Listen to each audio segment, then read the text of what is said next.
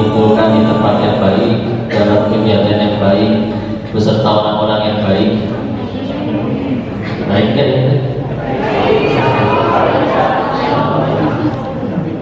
Ini udah pada menikah atau belum?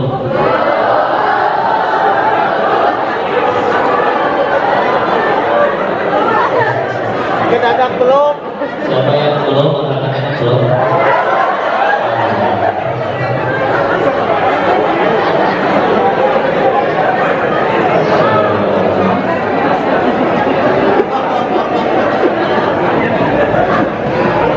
Pasangan namanya lagi.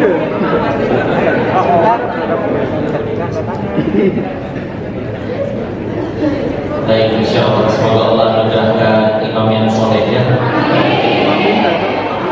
Kadang bilangnya, wah gak ada kok cowok di mana aja sama aja, gak ada yang baik. Emang nyarinya di mana?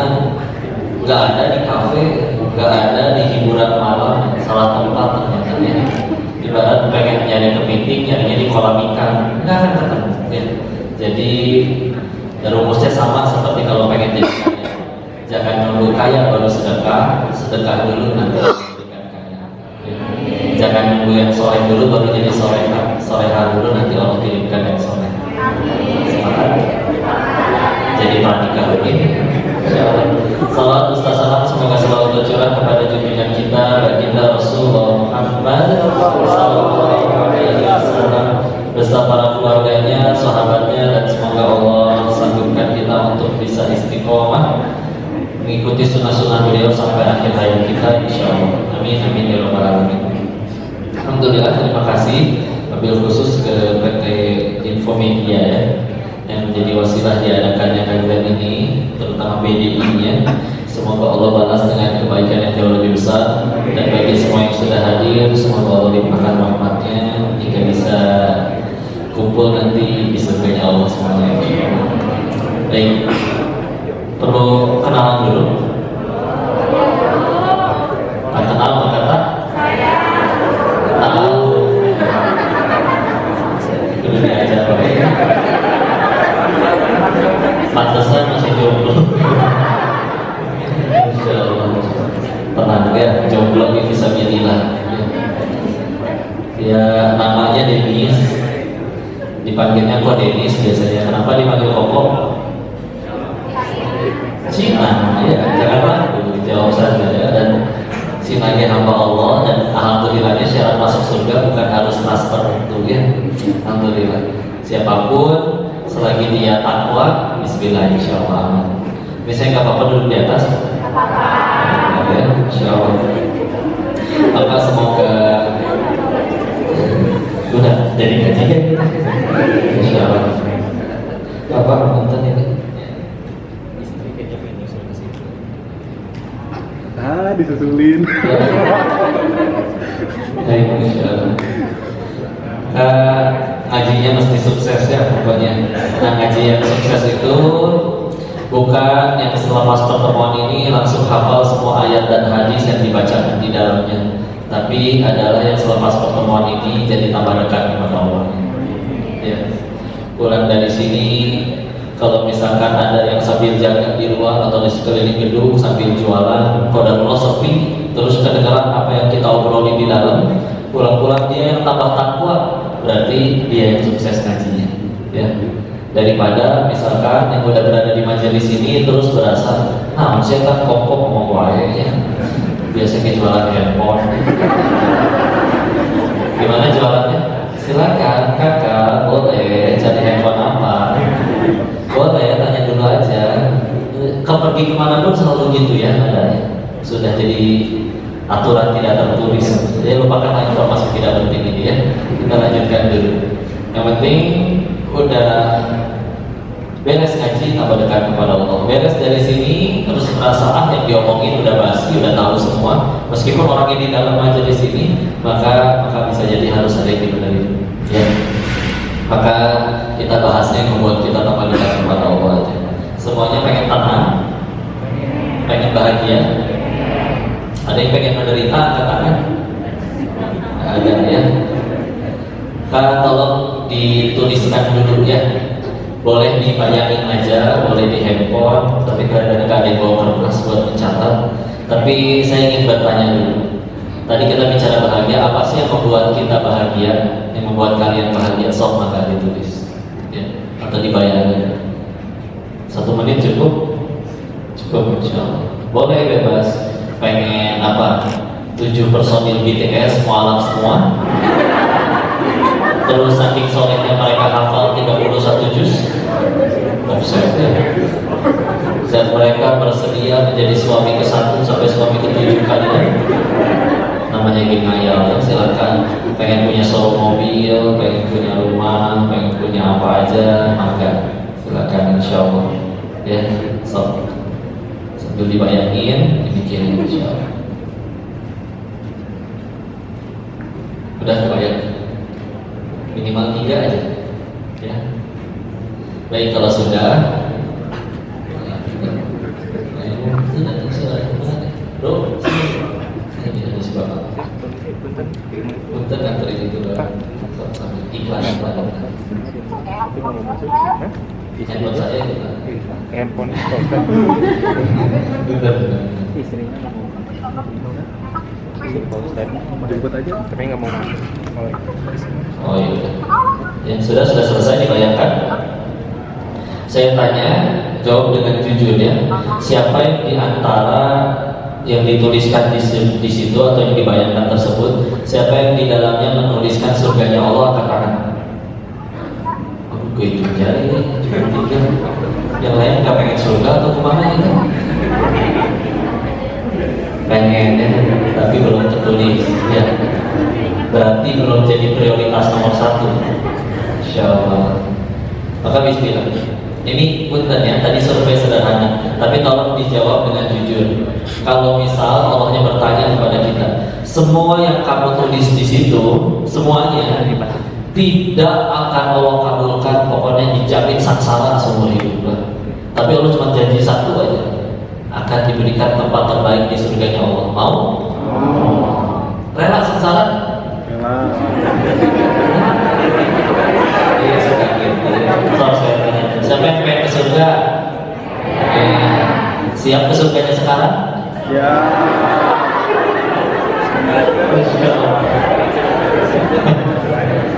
Ih, kalau misalkan wafatnya sekarang tapi dijamin surga, kan sanggup?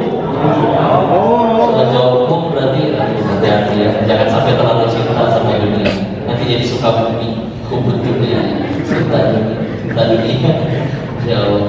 Ya, ditanya lagi, semuanya tidak akan dikabulkan, tapi Allah janji akan berikan surga. Rela? Ikhlas? Ridho? Atau dibalik, semua yang kamu minta, hanya 5 menit, semua dikabul. Pengen punya mobil langsung dapat mobil, pengen dapat jodoh langsung dapat jodoh. Tapi cuma 1 yang tidak akan Allah berikan. Tidak ada tempat untukmu di surga Allah. Mau? Berarti sejatinya survei sederhana ini menjawab bahwa yang paling kita inginkan aslinya adalah surga, ya, surga. Meskipun kadang teralihkan, terdistract dengan pengen naik jabatan, pengen populer dan lain-lain. Ya, tapi aslinya tadi kita udah survei, pengennya surga. Kabar buruknya, kita itu bukan makhluk yang maha tahu.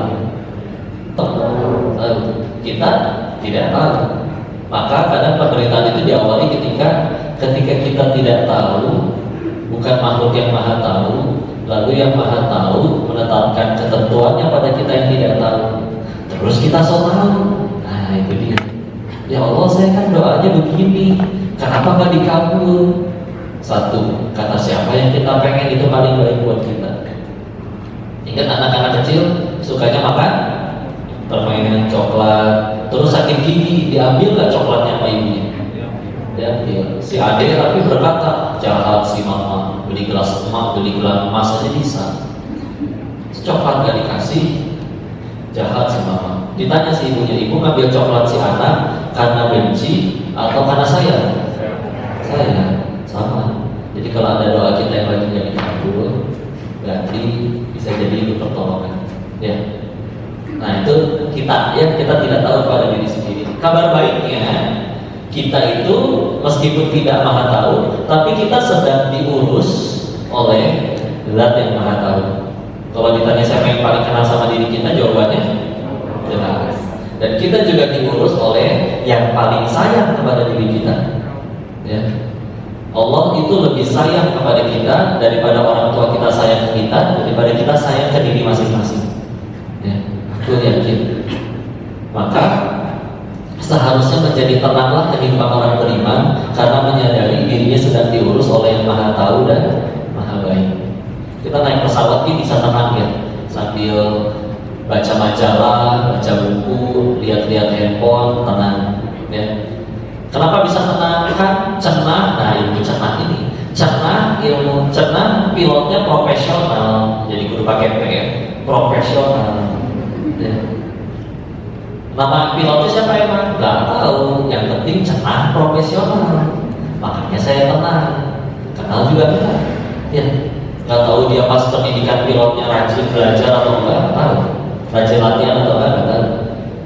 Karena sama pilot kita bisa tenang, tapi sama Allah yang Maha Tahu dan Maha Sayang kita nggak bisa tenang. Ya, kadang kita baru bisa nyari Allahnya ketika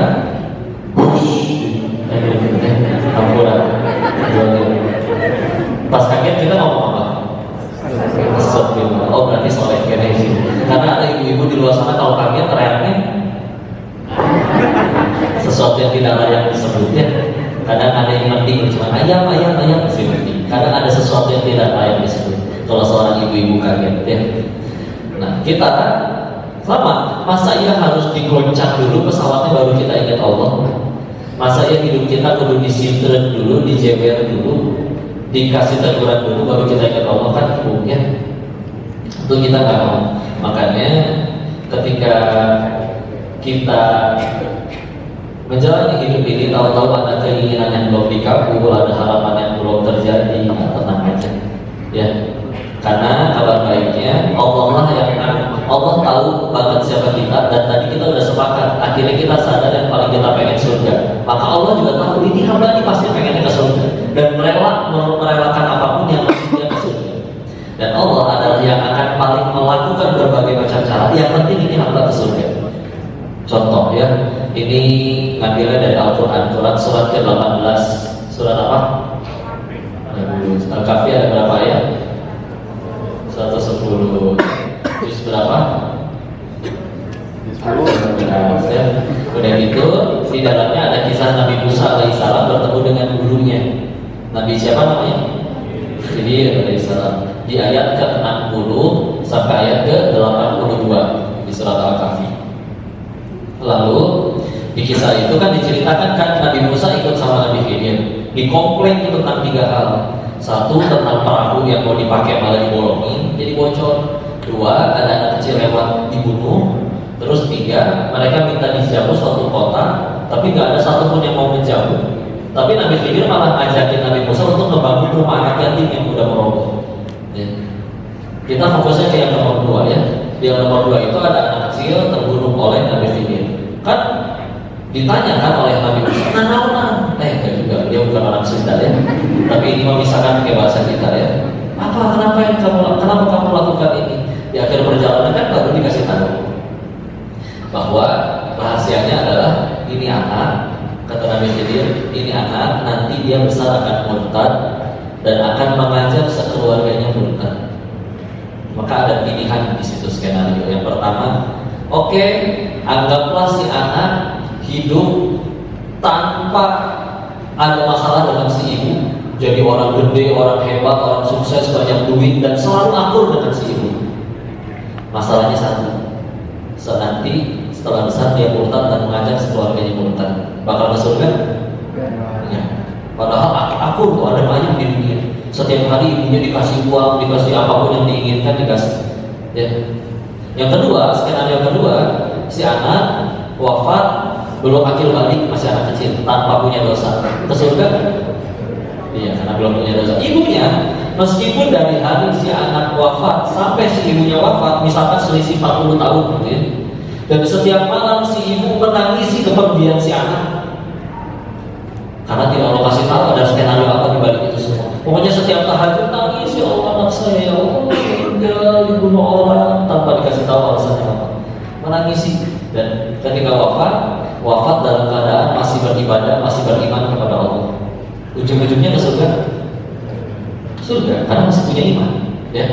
Karena selagi beriman, masih di dalam hatinya masih terpatri kuat la ilaha illallah, meskipun sesekali berbuat salah, ya paling izin dicuci sebentar di neraka, ujung-ujungnya ke surga, ya. Tapi ujung-ujungnya ketemu anaknya nggak di surga, karena anaknya udah lebih dulu, ya. Jadi masalah wafat itu cuma masalah berangkat lebih dulu aja. Yang lebih mesti kita pikirin adalah tujuan kita sama apa, ya. Kayak kemarin tuh ada tetangga, ayah, dia seorang ayah, anak perempuannya masih kecil wafat. Udah gitu dia ingin kumpul lagi katanya dengan anaknya, maka disampaikan oleh kami, anaknya bapak itu masih kecil, belum punya dosa, aku yakin pasti dimuliakan di surganya Allah. Masalahnya satu, kita bakal nyampe ke sana juga enggak? Karena kalau akunya sayang tapi nggak menuju ke tempat si anak, kan jadi omong kosong, ya. Sayang nih sama anak kita, tapi ternyata baru juga masih selamatan, masih tahlilan anaknya bersedih, dia sambil pakai kacamata hitam sambil mantau mana nih, saya udah jomblo nih, mana nih barangkali ada janda, ada apa gitu, ya. Kan tidak sesuai dengan perbuatan. Ngakunya sayang, ingin ketemu dengan anaknya, tapi tidak melakukan perbuatan yang bisa mengantarkan dirinya ketemu sama anaknya, ya. Nah, si ibu ini meskipun nangis, sedih, akhirnya tapi wafat dalam keadaan beriman, kumpul lagi sama anaknya. Kok terus jadi hikmahnya apa? Lihatlah, saking Allah pengen ini sekeluarga ke surga, Allah lebih ridho untuk memilih salah seorang nabinya untuk membunuh anak kecil. Yang penting ini seorang sekeluarga ke surga, ya. Akhir bagi si ibu. Tapi demi Allah udah nyampe surga malah akan ada yang komplain, ya. Sehingga sama, kita dari semua pengen bahagia, pengen senang, pengen tenang. Kadang bahagianya macam-macam. Saya baru bahagia nanti kalau udah punya rumah, saya baru bahagia nanti kalau udah jadi direktur apapun itu, ya. Tapi aslinya tadi kita udah sepakat pengen ke surga. Nah, Allah lah yang akan paling melakukan berbagai macam cara biar kita nyampe ke sana. Meskipun sesekali kan ada yang dipecat, ada yang dicaci, ada yang difitnah, nggak masalah, ya. Bisa jadi ada dosa kita yang belum bisa dihapuskan dan ibadah kita sakit begitulah. Sholat 4 rakaat wae, istighfar jalan, sedekah apa lagi bisa, ya. Tapi kadang ngomong kadang mengaku, saya mah nanti wafat meninggalnya pengen sesurganya tetangga anak sama Nabi di surga Firdaus. Malaikat digeleng-geleng anak-anak sendiri. Tapi Allah pengen ngabulin, atau ditolong dengan cara apa? Ada yang mencaci, ada yang memaki, ada yang tenang, ya. Atau bisa jadi kan kepahitan tuh ujungnya cuma dua. Kalau nggak ngumpulin dosa, pasti meninggikan derajat. Tadi kita bicara bisa jadi ada dosa yang belum terhapuskan karena ibadah kita segitu-gitu, maka kepahitan itu pasti bersihin kita, ya. Demi Allah akan ada hari di mana orang yang lebih dahulu wafat gara-gara kanker misal, padahal usianya masih muda, dia akan berkata, alhamdulillah ya Allah, saya dipilih kanker, lumayan gugurin dosa, ya. Jadi kadang kita kebalik nih, anak-anak yang kena ledakan di Palestina, kita bilang kita kasihan sama mereka, tapi mereka masih umur 5 tahunan sampai sebelum balik juga, 5 tahunan sampai belasan, minimal hafal 5 juz, minimal anak-anak di sana. Kita bilang kasihan sama mereka, bisa jadi mereka yang kasihan sama kita. Itu ngapainnya sih Koko hidup lama di Indonesia tapi banyak dosa, tapi nggak nambahin amal, tapi cuma nambahin kemaksiatan. Buat apa hidup lama-lama? Allah saking sayang sama mereka, udah nggak usah lama-lama di dunia. Sebelum punya hawa nafsu, sebelum akhir balik disuruh pulang, udah sebentar. Jadi siapa kasihanin siapa? Tuker ya. Ya gitu, pola pikirnya berubah di balik, ya. Sejatinya Allah akan paling berusaha nyampein kita ke surga Allah. Ketika tadi kepahitan, doa kita gak dikabul, satu tadi jelas gugurin dosa, yang kedua bisa jadi Allah ingin memuliakan derajat seseorang, tapi dah kumaha ibadah kita saja begitu juga, ya. Kita bukan seperti Imam Ahmad bin Hanbal yang sehari semalam sholatnya tidak pernah kurang dari 300 rakaat. Gimana kejarnya itu, ya.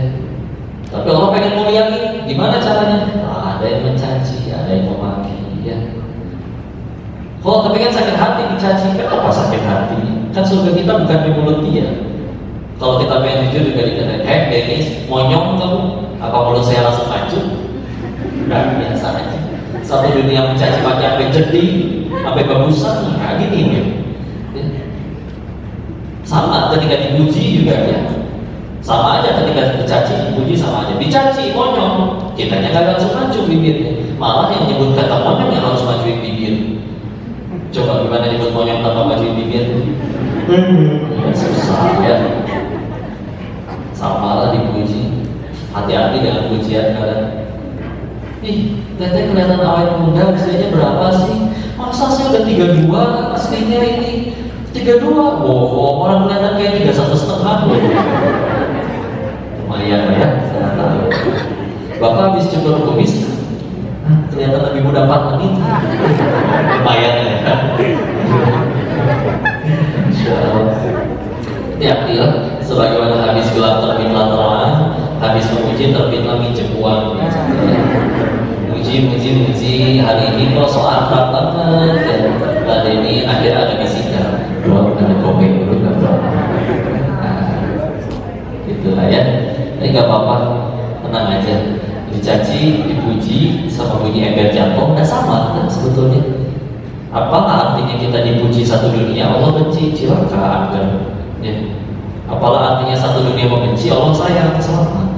Jadi dibaliknya sederhana. Kadang masalah itu gak usah diapa-apain, gak usah pakai tips, trik, strategi, minta bantuan sana sini, enggak. Kadang sesederhana ganti sudut pandang selesai urusan. Ya. Bagi para pengkoleksi buku komik, hilang satu ya komiknya, nangis dia, menjerit, guling-gulingan di pasir kayak terkurang. Koko sodan, kokoro notokola, ya. Dan bagi orang, udah ganti kok sehatnya. Bagi orang yang gak koleksi buku komik, hilang satu kali gimana? Gak dipikirin. Ya. Makanya sebetulnya yang nentuin orang bahagia atau enggak, tidak lihat ilah di hatinya siapa. Ya. Saya kadang kalau ilah di hatinya tidak ada selain Allah, nah ini berat. Ya. Karena ini malah jadi kebutuhan manusia. Orang bilang kebutuhan manusia cuma 3: sandang, pangan, papan, atau peringkat sekunder, tersier. Ternyata ada yang keempat, ya. Tapi gak semua pengen ngaku, yaitu kebutuhan ingin diakui orang lain. Ya. Apa buktinya kok? Lihat kaki kita berapa? 2. Berarti butuh alas kaki berapa? 2. 10 pakai 1000.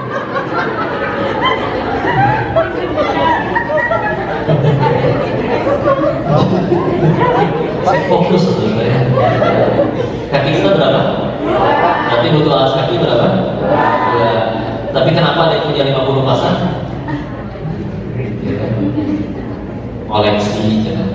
Kok nanti dia nih, bibitnya bibit sendiri, gak ngutang, gak nyuri, iya bener, gak ada yang larang.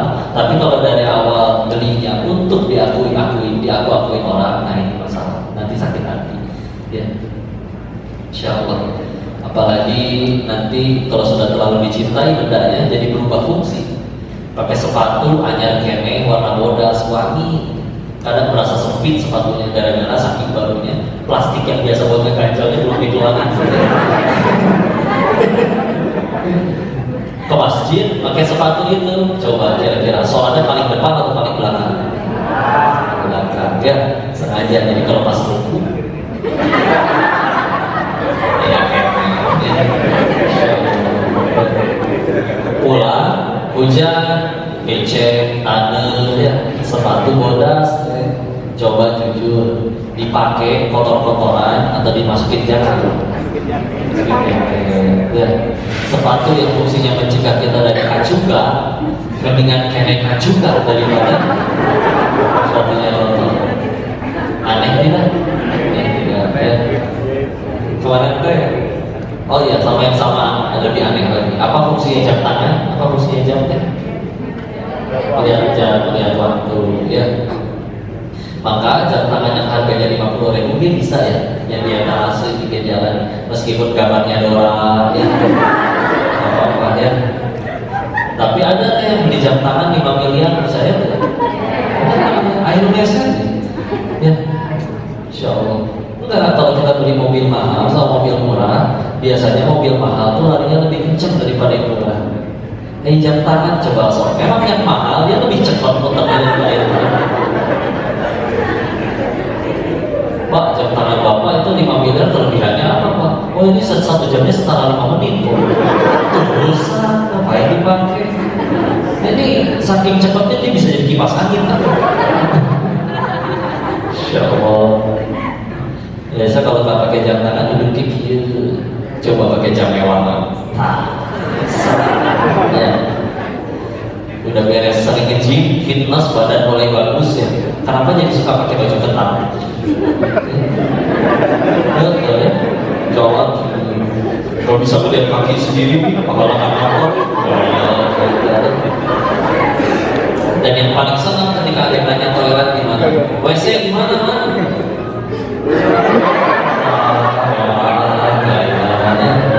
Dan gampang toilet di mana? Tuh, selesai urusan. Capek ya. Udah bergaya kali ini. Dan yang paling sakit hati, udah mau beneran beli mahal, orang gak percaya. Ada kan orang yang diuji gitu, tetep ya orang gak percaya kawin. Insya Allah.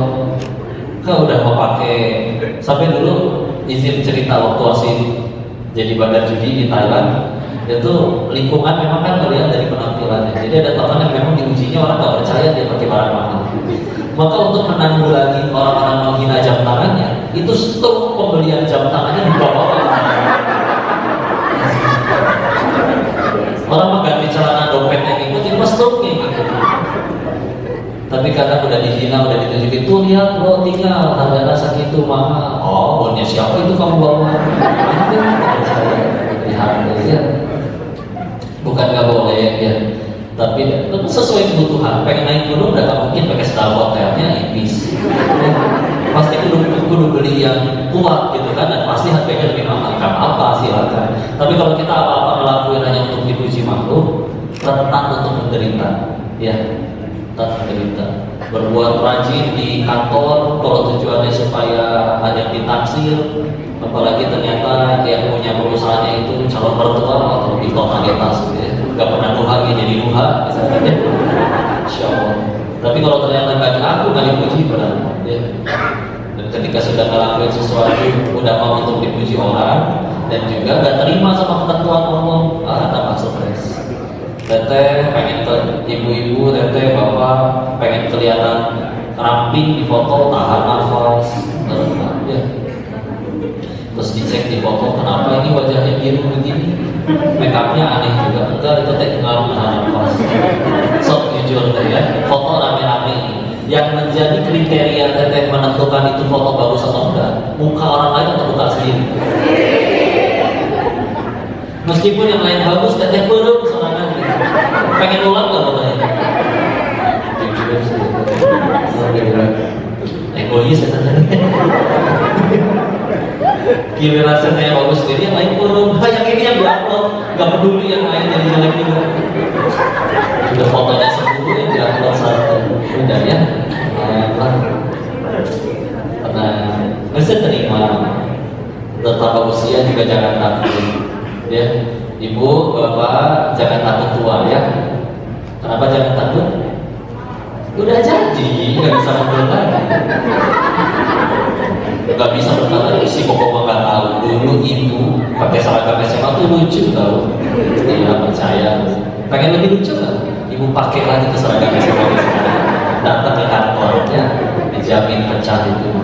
Ya, udah terima ya. Allah tidak ada yang sia-sia, tidak ada yang berat. Yang berat itu ketika di hatinya sudah selain Allah. Kebayang anak-anak, bayangin dulu bukannya anak kecil, senyumnya anak-anak ya. Anak-anak kan kalau ketawa lepas gitu ya. Anak-anak itu bukti bahwa manusia itu lebih mudah berbuat baik. Karena anak kecil itu habis benjol sama temennya, 5 menit kemudian dia udah main lagi sama temennya. Ya, yang berantem siapa? Induk lah.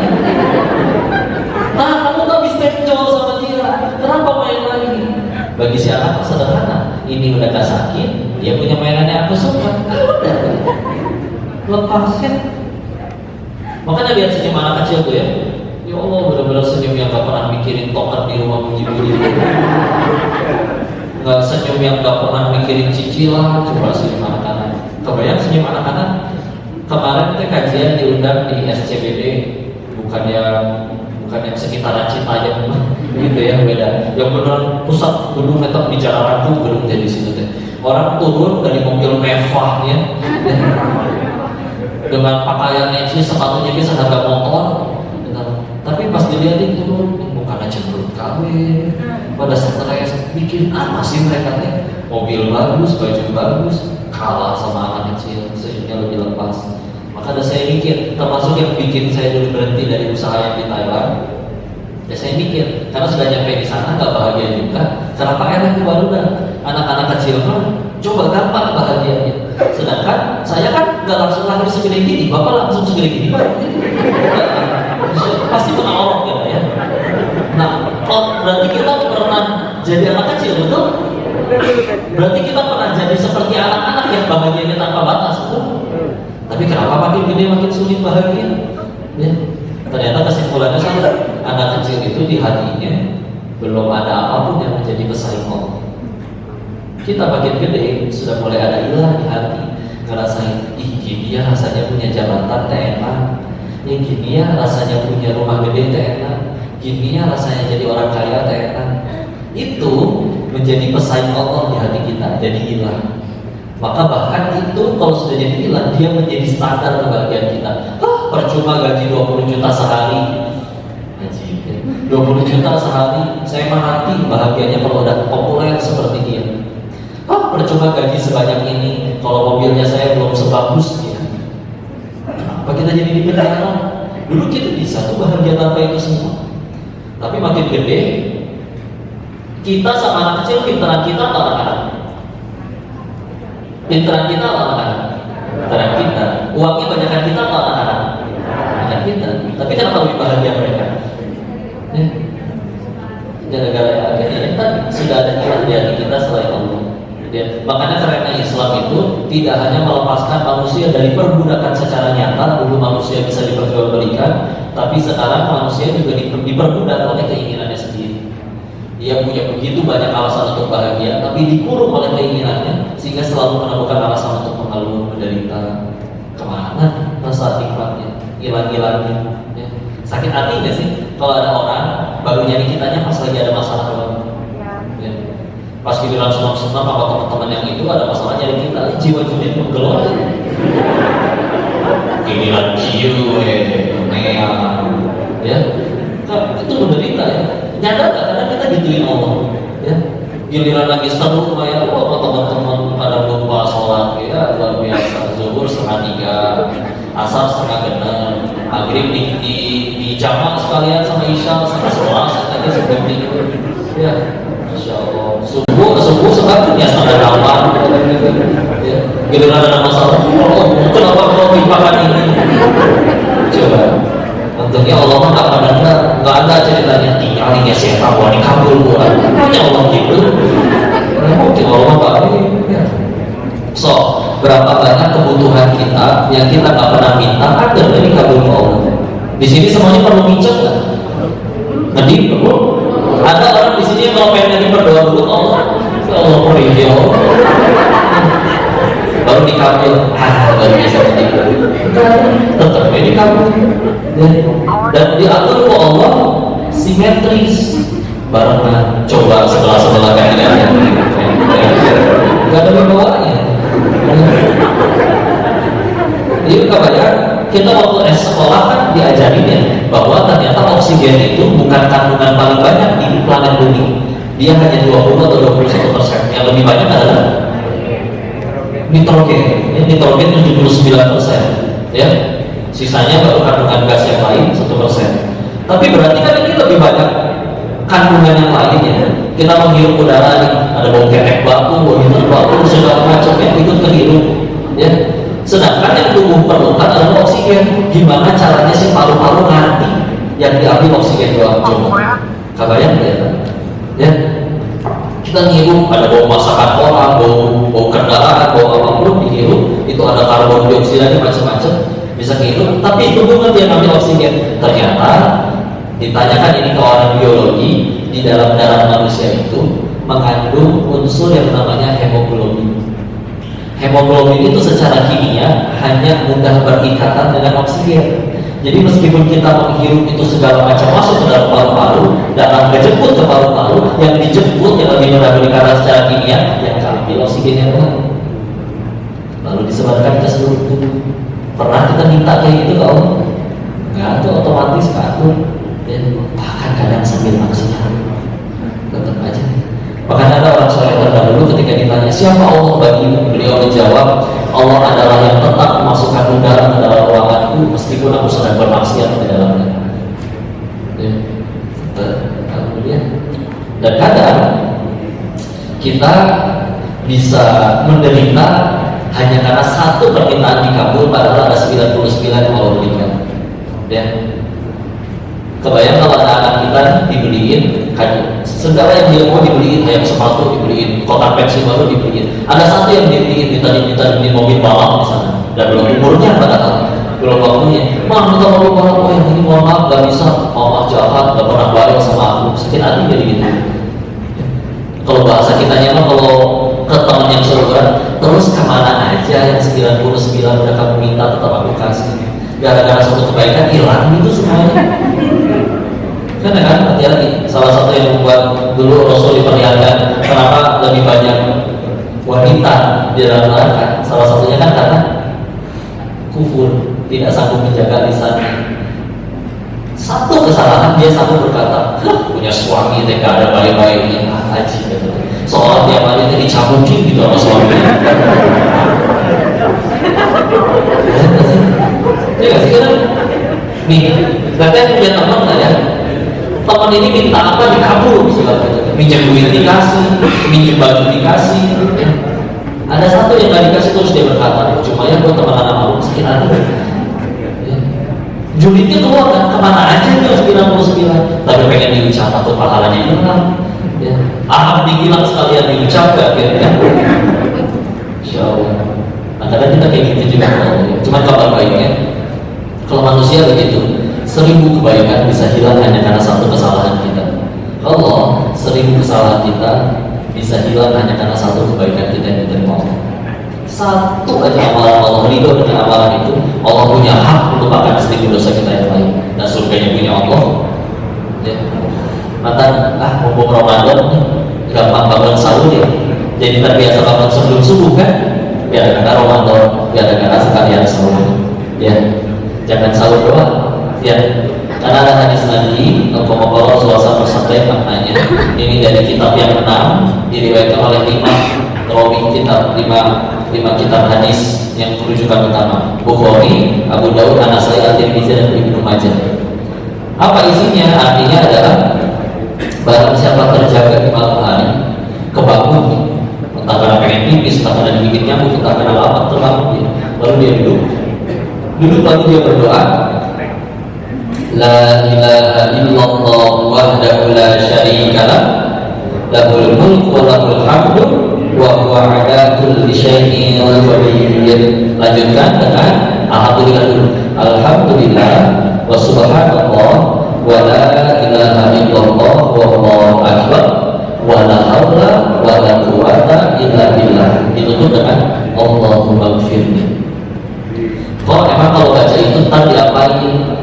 Maka kata Nabi melanjutkan, jika ada orang terjaga malam lalu baca itu, kalau ada sholat kita dari akhir balik sampai hari ini, yang yakin sholat itu diterima sama Allah, jawab satu aja sholat yang mana? Gak tahu, gak berani jawab, salah saya juga. Ya. Terus Nabi bersabda seperti tadi, dia terjaga di tengah malam, terus nyempetin baca doa tadi, sengaja ambil wudhu meskipun kedinginan, sengaja sholat meskipun sambil nahan ngantuk, kata Nabi diterima sholat. Ya, karena ya kalau kita nanti tahu akan pulang ke hadapan Allah, nggak tahu ya Allah saya punya amalan andalan apa, ibadahnya kayak begini masih kurang. Nabi Adam alaihissalam diusir dari surga gara-gara satu dosanya, dan kita pengen ke surga apa dosanya cuma satu? Ya. Terus butuhnya diterima, terus bangun sahur doang, jangan rugi. Ayo seperti itu ya, sebelum makan boleh, setelah makan sahur boleh, tapi jangan sahur doang. Seperti bismillah ya. Allah, aku beriman kepada nabimu bahwa mudah-mudahan kau menerima sholatku ini. Meskipun mungkin sebilahan ngantuk tapi bisa coba ya. Sebetulnya ini nggak cuma di Ramadan doang. Tadi mumpung Ramadan kan lebih gampang bangun sebelum subuh ya, karena gara-gara sahur. Kalau di bulan lain kan lebih sulit. Ya, paling bangunnya nonton Liga Champions. Ya, Masya Allah. Dan semoga bisa menyemangatkan kita ya untuk semakin mengejar keutamaan Ramadan. Saya mohon silakan kalau ada yang mau ditanyakan atau didiskusikan, tafadhol. Baik, alhamdulillah, terima kasih banyak Ustaz Dennis Lim. Mungkin bagi rekan-rekan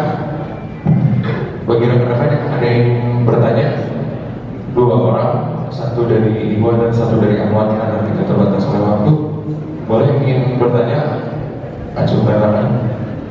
Boleh nanti.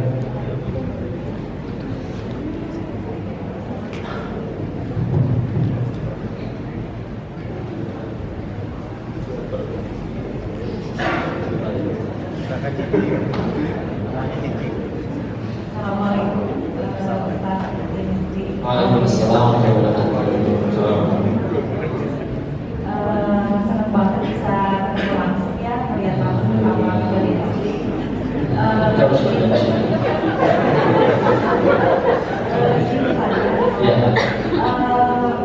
Pernah mendengar kalau perempuan itu sholat baiknya di rumah gitu ya.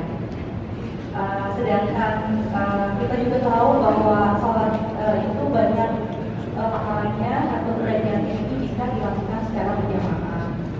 Nah, bagaimana ya Ustaz ya? Karena pengen dapat pahala yang banyak juga gitu ya Ustaz, tapi kita sebagai perempuan disarankan untuk beribadah atau sholatnya di tarawih, salah satunya di rumah.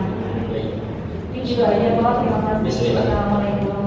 Waalaikumsalam warahmatullahi wabarakatuh. Ya betul bahwa sebaik-baik tempat untuk sholat bagi wanita memang di rumah. Tapi bukan berarti tidak boleh kalau pengen berjamaah di masjid ya. Apalagi ada keutamaan ini mumpung Ramadan kan di bulan lain nggak ada tarawih ya. Jadi dipersilakan diperbolehkan. Dan juga akhirnya makanya guru hadis saya berkata kalau kita mengambil suatu hukum itu nggak boleh ambil satu hadis terus langsung dijadikan patokan hukum. Karena ibarat ikan dikeluarkan dari air nanti dia mati. Jadi cara ulama-ulama mengambil fatwa itu dengan cara dikumpulkan dulu seluruh ayat dan hadis terkait bahasan tersebut, baru diambil kesimpulan. Betul, ada yang menyebutkan hadisnya bahwa wanita itu memang di rumah sholatnya. Tapi juga ada yang menyebutkan, walaupun nanti ada penjelasannya masing-masing ya, bahwa sebaik-baiknya sholat itu kalau misalnya wajib ya memang di masjid. Walaupun itu untuk laki-laki ya, dan kalau misalkan untuk sunnah baiknya di rumah. Makanya ada yang bersikap dengan cara mengambil jalan tengah. Kalau memang itu bicaranya fardu, terutama bagi laki-laki, silakan di masjid untuk terutama. Tapi kalau misalkan sunnah, maka memang asalnya di rumah. Buat wanita, gimana kok kalau pengen mengambil yang benar-benar di rumah terus? Gak ada kerugian bagi dirinya. Karena memang ketika bicara kita beribadah untuk jadi amal soleh atau nyampe surganya Allah, wanita itu terbuka lebar. Contoh, ada hadis riwayat Imam Ahmad, kalau ada wanita dia cuma sholat 5 waktu aja, tanpa pernah sholat sunnah seumur hidup, ditambah puasa Ramadan aja, tanpa pernah puasa sunnah yang lain, lalu dia taat kepada suaminya dan juga dia menjaga amanah, menjaga kehormatan suaminya, ya, maka dipersilakan masuk surga dari pintu yang mana saja. Ya. Ada keutamaan yang lain, istri di rumah ngedoain suaminya misalkan berdakwah, bekerja segala macam, meneteskan air keringat dan yang lain, berbanting tulang, itu jadi amal soleh. Istrinya ridho, istri mendapatkan pahala sebanyak yang dilakukan oleh suaminya di luar padahal istrinya di rumah. Ya. Tapi makanya tentu diminta untuk taat dan lain-lain. Maka silakan ya kalau pengen di rumah ada keutamaan di situ. Tapi kalau pengen mumpung ya Ramadan, pengen rame-rame ikut. Apalagi kalau misalnya lagi di kantor, pulang ke rumah malah jauh, dan ada masjid dekat, ya udah, nggak apa-apa. Ya, jadi semuanya kebaikan. Selagi niatnya benar, caranya benar. Oh ternyata semua masing-masing ada penjelasannya. Walaupun nanti ada yang menyikapi, ya udah, pengen kalau yang fardunya di masjid, yang sunnahnya di rumah itu juga nggak apa-apa. Yang penting sholat yang tidak baik ya tidak salah. Ya, bismillah. Semoga Allah muliakan. Terima kasih Ustaz. Mungkin pertanyaan terakhir ada yang ingin bertanya? Kalau nggak ada, dari Zoom ada yang ingin bertanya tadi? Dibacakan aja. Dan yang dari Zoom dulu ya nanti sampai sini ke TPK. Oke, Ustaz, ini ada yang ingin bertanya. Afwan, tolong beri pencerahan buat teman-teman yang masih pacaran, gimana efeknya buat orang tua, apalagi orang tua yang sudah meninggal. Terima kasih. Baik, bismillah ya. Bismillah. Di sini ada yang pacaran ya? Coba tes dulu ya. Kalau ada yang pacaran, tolong bisikan astagfirullah ke teman yang pacaran. Ada yang ketawa ya. Begini ya, terutama buat kawan dulu. Menang teman-teman awal tekan-tekan ya.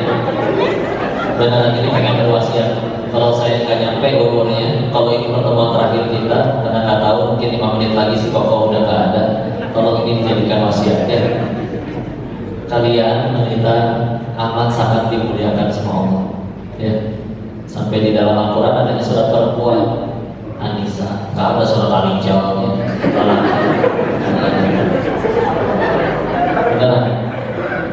Orang bilang katanya wanita yang paling sulit ditemui dan dijabat tangani senama Ratu Inggris. Bohong. Ratu Inggris ketemu tamu negara masih bisa salaman cipika-cipiki. Ya. Wanita siapapun itu, kalau ada wanita, kalau ada laki-laki ingin menyentuhnya, syaratnya satu, buat perjanjian dengan sang pencipta wanita. Termasuk di dalamnya melindungi, menjaga, mendidik, mengajarkan, menafkahi lahir dan batin. Kalau ternyata buat perjanjian dengan pemilik wanitanya saja tidak mau, tidak berani, ya, maka ya sudah, jangankan menyentuh, memandangnya saja tidak berani. Ya, kalian tuh semulia itu, ya, kalian dijaga. Tetap punya Instagram kan? Punya, ya. Maka kalau suatu ketika DM Instagram kalian di DM oleh Song Joong Ki, atau tadi ya 7 personil BTS mualaf semua, mereka hafal 31 juz saking solehnya, offset ya, dan mereka bersedia menjadi suami kalian 7-7-nya. Salah ya, soalnya mau seganteng apapun dia berkata cinta pada kalian, jawab dengan tegas, halalkan atau tinggalkan.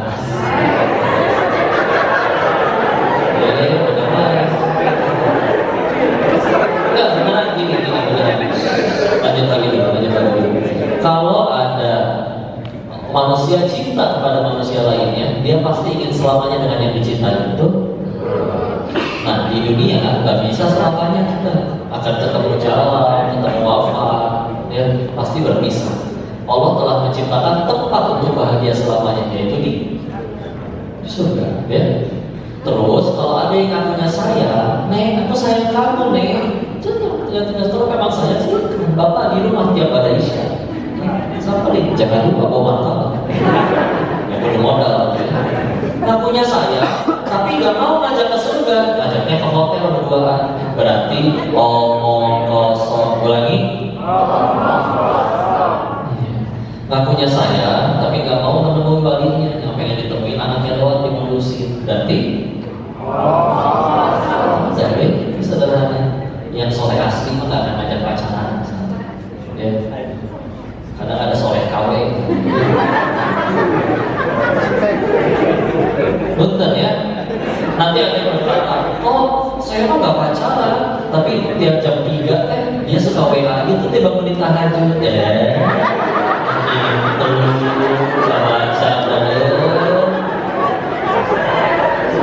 Jawab dengan jujur ya, jawab dengan jujur. Pertanyaannya satu aja. Kalian yakin yang di WA cuma kalian doang? Ya. Seperti Allah tuh berarti lelaki yang nyantol dari buka kartu ya. Beneran ya. Beneran, hati-hati ya. Atau ada lagi yang bilang, kok kan emang gak pacaran, pergi juga selalu ke pengajian ya. Dibonceng juga minta halangin tas biar gak kena-kena ya. Dari gitu di pengajiannya Ustadznya bicara tentang dilarang pacaran. Yang laki WA ke perempuan, sabar sayang ini ujian banget. Cuaduh gitu.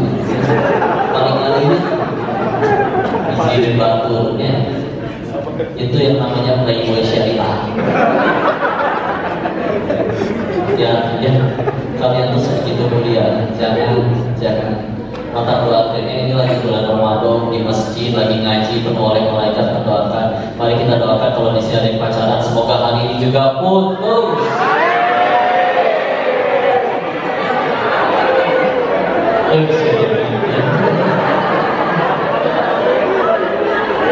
Yang lakinya deh putus biar bisa jadi nama saya.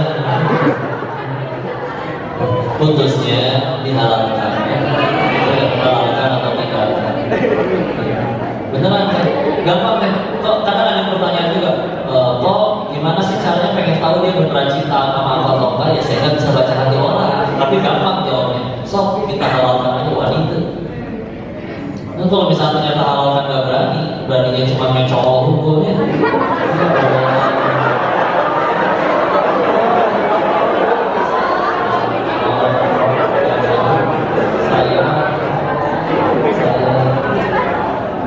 Kalau misalkan mesin mah ada ahli bongkar pasang, tapi di luar sana daripada ahli bongkar pasang ada yang lebih ahli bongkar doang nggak bisa pasang. Ya, kalau jangan kalian mulia, ya pengen hebat, pengen sukses, pengen jadi orang baik, pengen mulia, syaratnya ya nurut sama yang memberikan kesuksesan dan kemuliaan. Terus, kan fitrah cinta iya, tapi Allah sudah memberikan jalan untuk fitrah itu. Kalau misalkan cinta, ya sudah halalkan atau tinggalkan. Ya, jangan hinakan diri kalian, yang rugi kalian, terutama perempuan. Ya, gampang cari yang takut sama Allah aja. Ya, kalau misalkan dia beneran takut sama Allah, kita nggak tahu setelah nikah apakah dia mudah main gampang ketika bertengkar pas rumah tangga. Tapi kalau dia takut sama Allah, nggak akan berani. Kita nggak akan tahu nanti dia di tempat kerja dia bakal tergoda oleh pelakor atau tidak, nggak tahu. Tapi kalau dia takut sama Allah, nggak akan berani. Ya, gampang cari sing soleh. Ya, kok kalau nggak pacaran kan nggak ada timbul rasa kasih sayang. Secara menikah bukan sayang, tapi tujuannya mau kemana? Anggaplah ternyata dia sesuai tipe aku banget nih, ibunya kayak perosotan TK, gitu ya. Dua-duanya sama-sama saling menyukai secara fisik, tapi satu pengen jadi selebgram, satu pengen jadi habis Quran, nggak nyambung. Ya, karena nikah itu ibarat naik angkot. Ya, satu dari Jakarta, satu dari Bogor, pengen sama-sama ke Bandung. Ketika udah di satu angkot yang sama, apakah nggak akan ada masalah? Ada, ban bocor, bensin habis. Tapi ketika ada masalah, paling ngobrol yang bilang, ini angkot masih ke Bandung kan? Iya, ya udah ngapain sih turun angkot? Ya. Kalau dari awal nikahnya karena tertariknya karena apa nih cintanya? Karena sesuatu yang bisa hilang. Contoh hartanya, jabatannya, 25 tahun udah ketangkep KPK, misalnya, lain-lain gitu ya. Disadarkannya pada sesuatu yang akan hilang. Terus ketika alasannya, ketika jabatannya hilang, uangnya hilang, apa kita juga harus berhenti mencintai dia gitu? Harus udahan itu nikahannya, enggak? Makanya kalau pengen disadarkan nikahannya, sadarkan kepada yang abadi, yaitu Allah. Ya. Tapi kok nanti gimana? Kalau ta'aruf kan nggak kenal, terus nanti nggak ada rasa kasih sayang. Masa nikahin orang yang nggak kita sayang? Di dalam Islam, syarat nikah bukan sayang itu bonus. Teteh waktu teman satu SMP aja satu kelompok melulu bisa naksir. Apalagi sekarang dia kali satu rancang baru. Kalau misalnya udah nikah, timbul pasti bumbu-bumbu rasa. Dan itu halal bebas mau diapain juga. Coba karena ada yang setengah soleh setengah enggak, pengen apa-apain takut, tapi gak diapa-apain juga sih. Serba salah. Nggak enak kan kalau coba udah halal masuk pacaran sama mau dihamilin berapa kali dia jadi pahala kan? Betul lah, ya. Udah lah. Benar, ya. Nanti cinta asal timbul, tapi yang paling penting adalah tujuannya tadi sama, ya. Kok tapi ta'aruf gagal melulu nggak masalah. Dari 10 pasangan ta'aruf, 2 yang berhasil itu cuma 2, 8 gagal. Karena fungsi ta'aruf itu bukan pasti bakal nikah sama dia, tapi mencari tahu orangnya dia atau bukan. Ternyata bukan dia, nggak sakit hati, nggak perlu pakai buku, ya. Karena kita nggak pakai topeng kalau ta'aruf. Kalau pacaran pasti pakai topeng, minjem jaket teman, minjem parfum teman, minjem mobil teman, ya.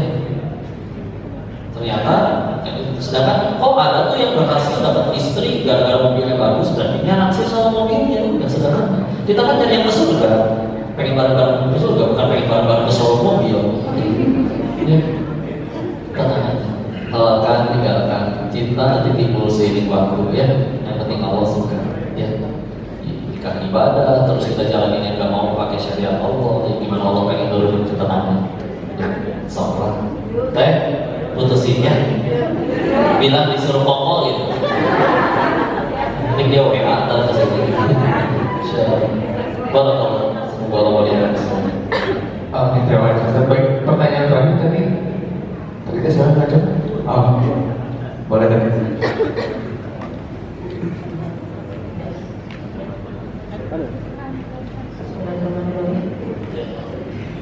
Selamat siang toh, selamat siang juga rekan. Kembali ke bukti yang tadi tentang sholat. Sebetulnya apa sih ciri-ciri dan misi-misi untuk sholat yang khusyuk itu seperti apa? Oh iya. Karena saya sendiri pribadi masih suka menyepelekan tentang menggaruk seperti itu, menggaruk atau seperti menggesek mata gitu lah, pergerakan selain gerakan Gesek sholat. mata tadi awas. Iya, paham. Garuk makan. Ada yang bilang kalau sholat itu tidak boleh memejamkan mata. Nah itu berpengaruh tidak kepada sholat kita yang khusyuk. Iya. Terima kasih Kos. Iya, terima kasih kembali. Iya. Baik. Sebetulnya bicara khusyuk itu tidak sulit, ya. Karena kita juga sering khusyuk, ya. Ketika lagi fokus ke Instagram, WA, khusyuk, yang lain dikacangin, itu khusyuk namanya. Ya. Ketika mau ketemu calon mertua pasti khusyuk. Lalu orang ketemu calon mertua lagi ini. Sambil main WA. Halo Pak, mau kenal? Masih khusyuk? Iya Pak, itu khusyuk namanya. Ya. Jadi apa yang membuat orang jadi khusyuk? Salah satunya jadi prioritas, ya penting. Ya, maka kita boleh bisa. Yuk, ini kalau sholat saya nggak benar, urusan saya berantakan. Ya, gitu. Karena sejatinya yang bisa jadi kebaikan buat kita, lancarnya urusan kita itu cerminannya dilihat dari sholat. Ya, jadi jadikan prioritas itu sholatnya. Bahwa karena sejatinya kita itu bekerja itu hanya mengisi waktu luang untuk kewajiban yang kita yang sebenarnya. Apa kewajiban kita sebenarnya? Sholat. Sambil nunggu waktu sholat, subuh ke asar, misal asar ke maghrib, silakan boleh bekerja, jangan dibalik, ya, jangan dibalik, kayak itu dia. Ya. Terus apa nanti ciri-cirinya kalau udah khusyuk? Kalau udah khusyuk, sholatnya benar, ya. Sholatnya benar itu Quran surat 29 Al-Ankabut ayat 45 pas kanan bawah, ya, pergantian juz. Inna sholata tanha 'anil fahsya'i wal munkar. Wa dzikrullahi akbar al-ayat. Kalau sesungguhnya sholat itu mencegah dari perbuatan keji dan munkar. Orang sholat itu makin jauh dari yang namanya keji sama munkar. Gak mau ngambil yang bukan haknya, gak mau berkata yang nyakitin, itu satu. Maka lihat, orang sholat tapi tidak ada perubahan pada sikapnya, bisa jadi masih ada yang salah. Ya, kalau misalkan standar gerakan secara fikih itu luas. Karena satu fikih dari seorang imam mazhab bisa berbeda dengan fikih yang lain. Ya, tapi memang kalau misalkan kayak misalkan gerakan, jangan memang gerakan yang terlalu banyak. Ya, jangan joget, jangan goyang, jelasnya. Ada yang membatasi, jangan sampai bergerak secara konstan terus menerus sebanyak 3 kali. Ya. Atau boleh digarukkan, atau tapi silakan, tapi juga biasa aja garukkan cukup. Cukup ya. Muncak mata kalau emang ini boleh silakan. Ya, benerin apa? Rambut terasa keluar sedikit dari itu, tapi sedikit itu masih boleh. Ya. Masih boleh, tapi jangan yang geraknya karena lalai. Kadang melihat anak-anak kecil kalau sholat gitu ya, bacaan belum tahu, dia ngeliatin buku, oh berdiri, ikut berdiri, kan itu kelihatan lalai ya. Karena kita sebagai cuma Bismillahirrahmanirrahim, mereka tahu sedikit itu masih gak apa-apa, insya Allah. Ya, nanti tidak pikirannya masih terkonsentrasi kepada Allah. Ada yang membatasi secara fikihnya mau sampai 3 saja, jangan sampai konstan terus-menerus 3 kali 1, 2, 3, nah itu nggak bisa. Kalau misalnya cuma sesekali itu ya sudah, itu masih tidak apa-apa. Ya, merem boleh nggak? Kalau meremnya sesekali gitu ya, misalnya lagi menghayati ayat gitu ya, Ya itu masuk boleh. Yang nggak boleh itu yang memang dari awal takbiratul ihram sampai salam merem. Kalau saya mah tadi bukan merem ya, emang sipit dari sana kan, ya, gitu. Boleh ya, tapi sesekali, bukan yang sepanjang sholat, ya, masih nggak apa-apa kalau merem. Dan kita kudu merem ya, nggak mungkin melotot lagi sepanjang sholat, pasti sesekali merem, gitu ya. Bismillah, tenang aja. Wallahu a'lam bishawab. Kita tundukkan hati dan kepala kita sejenak ya. Allahumma salli ala sayyidina wa habibina wa syafi'ina maulana Muhammad wa sallim radhiyallahu tabaraka ta'ala an kulli sahabati Rasulillah ajma'in. Bismillahirrahmanirrahim. Hamdan syakirin, hamdan na'imin, hamdan yuwafi ni'amahu wa yukafi mazidah. Ya Rabbana lakal hamdu kama yanbaghi li jalali wajhikal karim wa 'azimi sultanik. Allahumma salli ala sayyidina Muhammad wa ala sayyidina Muhammad. La ilaha illa anta subhanaka inni kuntu minadh dhalimin. Allahumma ighfir lil muslimina wal muslimat wal mu'minina wal mu'minat al ahya'i minhum wal amwat. Allahumma ighfir lana wa li walidayya warhamhuma kama rabbayana shighara. Ya muqallibal qulub tsabbit qulubana 'ala dinik. Allahumma a'inna 'ala dzikrika wa syukrika wa husni ibadatik. Ya Allah, berkahi majelis ini ya Allah, ajarkan ilmu yang bermanfaat saja kepada kami ya Allah. Terimalah amal soleh kami sepanjang bulan Ramadan ini ya Allah. Terimalah amal soleh kami yang masih jauh dari kata sempurna ya Allah. Dan ampunilah dosa-dosa kami ya Allah, baik yang disengaja, baik tidak disengaja, baik terang-terangan maupun sembunyi-sembunyi. Jangan kau biarkan kami wafat dalam keadaan taubat kami belum kau terima ya Allah. Jangan kau biarkan kami wafat dalam keadaan dosa kami belum kau ampuni ya Allah. Anugerahkan kami keturunan yang soleh solehah, yang hafiz hamidullah. Rabbi habli minas solihin, Rabbi habli minal dzurriyyatan thayyibatan innaka sami'ud du'a. Rabbi la tadhar fardan wa anta khairul warithin. Rabbi ij'alni muqima sholati wa min dzurriyyati rabbana wa taqabbal du'a. Muliakan kedua orang tua kami, berkahi rezeki dan pekerjaan kami ya Allah. Allahumma inna nas'aluka ilman nafi'an wa rizqan thayyiban wa halalan wa amalan mutaqabbalan. Allahumma inna nas'aluka ridhaka wal jannah wa na'udzubika min sakhatika wan nar. Allahumma inna nas'aluka husnul khatimah wa na'udzubika min su'il khatimah. Rabbana atina fid dunya hasanah wa fil akhirati hasanah wa qina adzaban nar wa adkhilna jannata ma'al abrar ya aziz ya ghafar ya karim ya rabbal alamin. Subhana rabbika rabbil izzati amma yasifun. Wassalamu ala mursalin walhamdulillahi rabbil alamin.